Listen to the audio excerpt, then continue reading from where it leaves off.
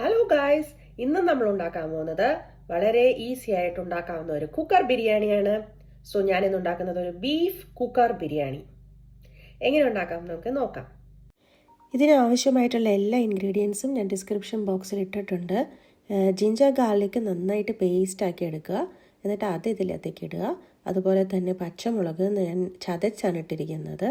സവാള നമ്മൾ എടുത്തിരിക്കുന്നതിൻ്റെ ഒരു പകുതി ഭാഗം ഇതിന് വേണ്ടിയിട്ട് ഉപയോഗിക്കാം, ബാക്കി പകുതി നമ്മൾക്ക് നെയ്യിലിട്ട് വറുത്തെടുക്കാവുന്നതാണ്.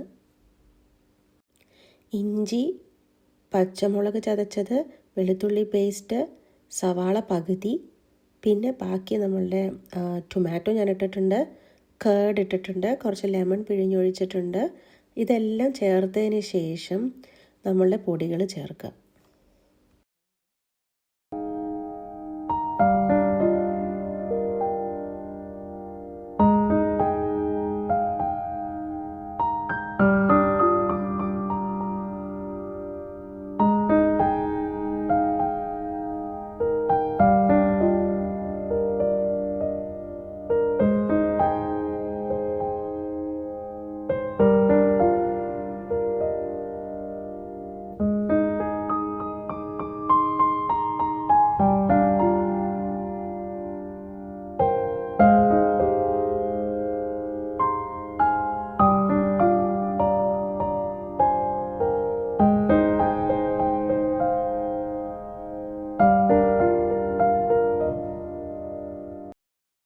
സോ ഈ ബിരിയാണിക്ക് വേണ്ടി നമ്മൾ യൂസ് ചെയ്യേണ്ടത് കുറച്ച് നെയ്യുള്ള ബീഫായിരിക്കണം.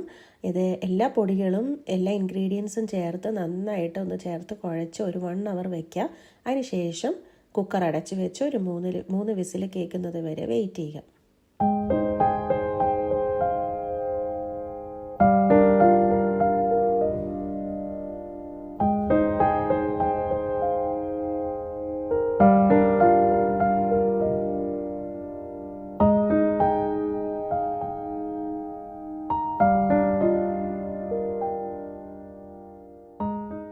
നമുക്ക് അരി വേവിച്ചെടുക്കാവുന്നതാണ്. ആദ്യം ഒരു പാത്രം വെച്ചാൽ അതിൽ എല്ലാ മസാലകളും കുറച്ച് ഗീ ഒഴിച്ച് അതിനകത്തൊന്ന് മൊരിച്ചെടുത്തതിന് ശേഷം ഒരു 2 കപ്പ് വെള്ളമാണ് ഞാൻ ഇട്ടിരിക്കുന്നത്.